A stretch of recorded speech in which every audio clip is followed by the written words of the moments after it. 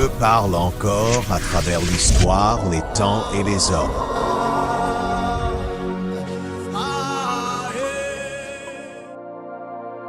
Bienvenue, chers frères et sœurs. Soyez les bienvenus dans les chroniques de la salle édition prophétique. Alors, nous sommes devant vous ce matin avec un autre thème. Et le thème d'aujourd'hui, c'est le fossé entre la promesse et sa réalisation. Ici, nous voulons parler de Joseph, le fils de Jacob.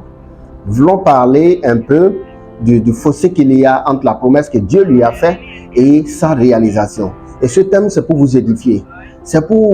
Nos thèmes viennent toujours pour ragaillader votre cœur, pour alors vous booster, pour vous permettre alors de ne pas rester statique, de ne pas penser que tout est fini pour vous. Parce que moi, je n'y crois pas. Rien n'est fini pour vous. Tout est encore possible. Et c'est de ça que nous voulons parler encore aujourd'hui.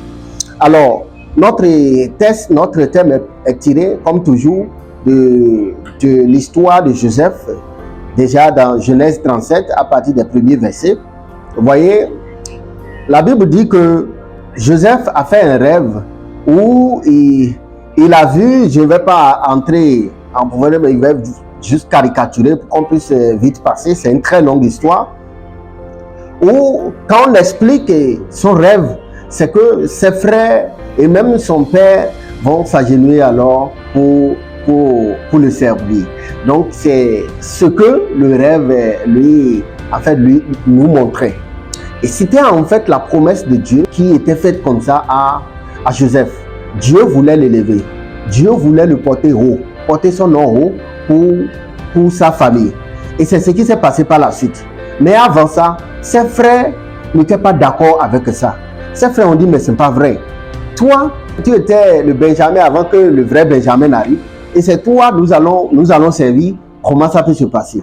Et vous connaissez toute l'histoire. Alors, il est allé remettre de repas à ses frères, leur rendre visite au pâturage. Quand ses frères alors l'ont arraché et puis ont voulu le tuer, mais finalement ils l'ont quand même jeté dans le puits, et après ça ils l'ont vendu en esclavage et il est arrivé en Égypte, et comme ça. Mais au travers de sa vie, quelque chose s'est passé avant la réalisation. Et c'est ce qui s'est passé là, on veut parler. Le fossé qu'il y a eu entre la promesse et la réalisation. Et le premier point que je voudrais aborder, c'est les difficultés qui sont des ponts à la réalisation de la promesse de Dieu. Nous, quand on lit la parole de Dieu, on étudie la parole de Dieu, on comprend tout de suite que les promesses de Dieu viennent. Mais leurs réalisations ne sont pas automatiques. Les promesses de Dieu viennent, mais les réalisations ne sont pas automatiques. Et souvent, il faut traverser des situations données. Et c'est comme ça que Dieu fonctionne quand on regarde. Certes, il y a des gens, Dieu peut leur faire la promesse et ça se réalise en même temps. Le miracle de Dieu peut venir en même temps.